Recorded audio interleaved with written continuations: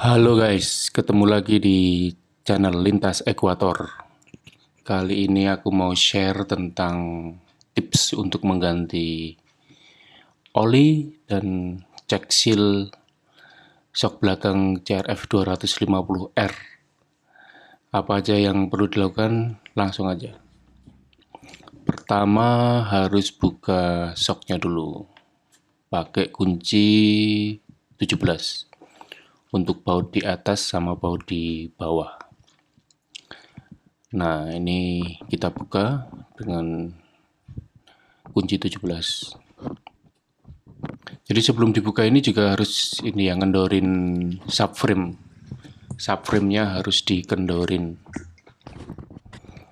Terus diceplakin ke bawah gitu. Ini kita lepas pennya, kita lepas bautnya, baut atas. Kemudian kita lepas shocknya, kita angkat ke atas. Harus diputar sedikit supaya tidak nyangkut di kabel-kabel. Ya. Oke, langkah berikutnya adalah kita harus membuka kancing pernya. Kalau punya kunci J-hook itu yang untuk membuka kayak kunci komstir itu bisa, tapi ukurannya gede ya. Ini 48 kalau nggak salah. Itu diputar kunci yang penguncinya, kemudian pernya tinggal kita putar. Nah, ini kalau sering dibuka, sering perawatan rutin itu nggak berkarat, jadi bisa diputar dengan tangan itu. Kemudian pengancing pernya kita putar lagi dengan pengancing utamanya supaya shocknya bebas. Shocknya bisa kita turunkan. Nah, untuk lepas dudukan di bawah, dudukan per bawah. Nah, ini seal clipnya kita buka. Hanya itu kancingnya, kancing untuk dudukan per itu. Nah, kita lepas. Kemudian dudukannya kita lepas. Ya. Setelah itu baru pernya kita lepas.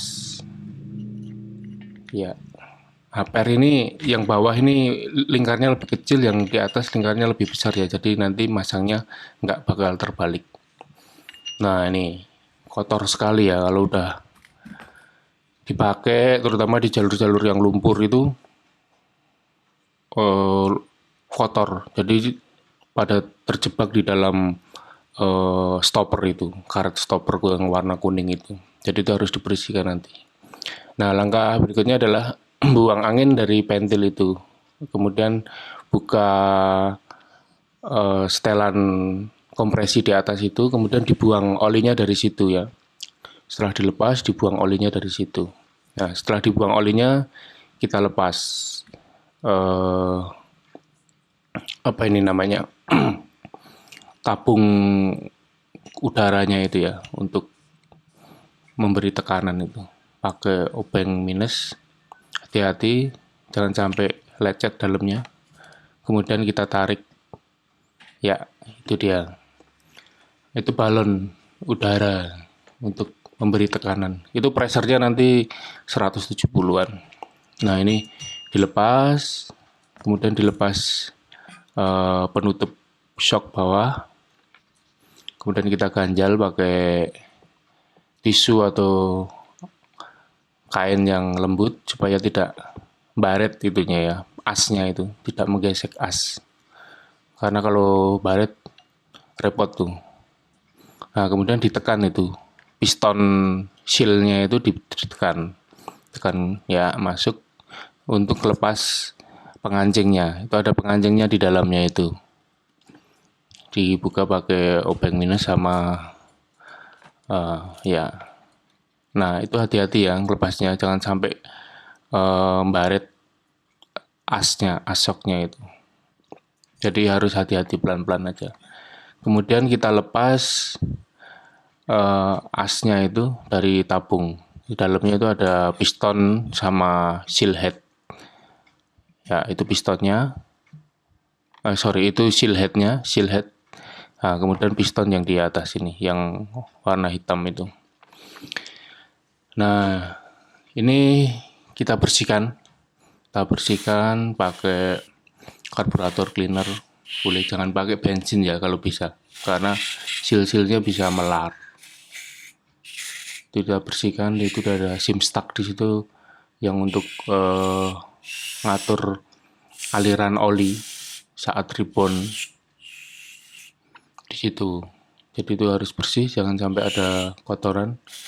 Ini seal headnya yang warna putih silver itu seal head. Kemudian itu ada PR penekannya juga untuk nahan. Itu dibersihkan semua. Bersihkan pelan-pelan aja.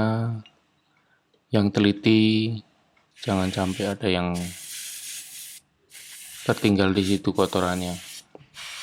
Kemudian kita keringkan, kita lap sampai bersih, pokoknya pelan-pelan aja, slow. Karena kuncinya ada di sini nih, di seal head sama piston sim stuck itu yang untuk ngatur kompresi sama rebound. Nah ini kita bersihkan juga tabungnya, karena biasanya kalau lama nggak dibersihkan itu, kalau olinya jelek ya, itu ada semacam lumpurnya gitu, apa ya, sluts-nya. Kalau olinya bagus sih enggak. Kita bersihkan nih setelan kompresinya. Setelan kompresi ini penting juga. Jadi untuk aliran olinya biar lancar. Kalau udah dipasang semua, jadi masangnya seperti urutan balik tadi, cuma dibalikin. Kita isi olinya dari lubang setelan kompresi. Ini aku pakai oli 5WT yang encer. Sebelumnya kalau nggak salah pakai 15 apa 20 WT ya. Jadi keras. Karena untuk motocross ya, ini mau dipakai untuk enduro, untuk terabasan, jadi pakai yang encer. Nah setelah diisi, kemudian kita tekan asnya pelan-pelan aja. Kalau terlalu cepat nanti bisa muncrat. Itu untuk ngeluarin udara yang ada di dalam tabung itu. Nah, kalau udaranya keluar, olinya perlu ditambah lagi. Terus gitu. Sampai nanti tidak ada lagi udara yang keluar dan olinya tidak berkurang begitu ditarik dan ditekan.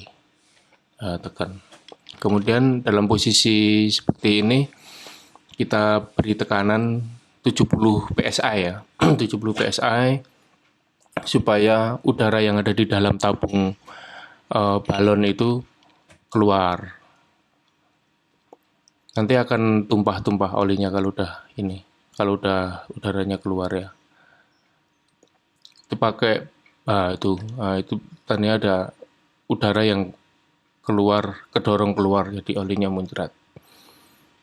Itu pakai pompa tekanan tinggi yang sampai 300 psi. Terus dipompa sampai 70 psi untuk ngeluarin udara yang ada di dalam tabung balon itu. Pelan-pelan aja. Itu enteng itu sebenarnya, karena high pressure low volume ya, jadi nekannya enteng pompanya itu. Nah itu olinya udah keluar, kemudian kita pasang setelan kompresinya untuk nutup. Pelan-pelan aja. Pokoknya sediakan wadah ya di bawahnya itu penampung, karena olinya pasti berjajaran. Kita pasang. Setelah itu kita kencangkan pakai kunci Inggris bisa. Sebenarnya harusnya pakai kunci momen ya, kunci torsi itu. Tapi karena nggak ada pakai itu. Intinya jangan ngencenginnya, jangan overpower gitu, jangan kelebihan tenaga, karena itu kan dibuat dari aluminium ya, jadi threadnya bisa rusak kalau terlalu keras ngencenginnya. Jadi di feeling aja lah, pakai feeling, kira-kira udah kenceng, udah. Kemudian setelah selesai kita pompa. Ini tekanannya kalau untuk motocross itu bisa sampai 170, tapi karena untuk enduro ini kita pompa di 145 PSI. Tadi kan udah 70 ya, karena untuk ngeluarin udara aja. Sekarang kita pompa di tekanan 145 PSI. Jadi kita pompa pelan. Kalau udah dipompa itu batang asnya akan keluar tuh kan. Dia akan bergerak keluar sampai nanti maksimal dia travelnya itu. Dia akan terentang maksimal. Kalau udah selesai, kita balikin setelan speed kompresinya. Ini kompresi cepatnya itu sebelum dibuka tadi harusnya dibalikin ke posisi soft ya, S. Jadi terbuka semua. Jadi ini sekarang kita balikin lagi ke posisi standarnya. Jadi perlu dicatat berapa putaran, berapa klik ke kiri atau ke kanan. Ini setelan dibonnya yang di bawah juga kita balikin. Kalau aku pakai setelan 10 ya, 10 ke kanan, 10 ke hard. Jadi dimentokin ke S, ke soft, kemudian dibalikin ke hard 10 klik. Kalau yang slow compression sama rebound. Kalau yang speed compression hanya 1 putaran ke kanan. Kemudian kita pasang PR-nya. PR-nya kita pasang seperti itu. Hanya kebalikan dari pas ngelepas tadi. Dan kita pasang penahan PR-nya, kemudian pasang circlip-nya. Nah, circlip itu yang nahan dudukan dudukan per itu. Udah, itu akan bunyi klek gitu, udah ngancing. Sudah kita putar pengunci per-nya. Kita putar pengunci per-nya dulu, pengunci utamanya nanti terakhir. Jadi ini kita putar. Nah, ini nanti panjang shocknya harus sama dengan pas di awal ya. Jadi sebelum dibuka itu sebaiknya diukur panjang shocknya berapa. Nah, punya aku ini 24 cm. Jadi saya balikan ke 24 cm lagi. Seperti itu. Jadi diukur ya, dicatat juga. Baru kemudian dikancing pengunci utamanya, baru dipasang kembali ke motor. Udah selesai, beres. Seperti itu aja, simple untuk ganti oli. Lain kali nanti pas kita ganti seal ya, seal headnya seperti apa. Ini karena baru diganti seal headnya jadi masih oke.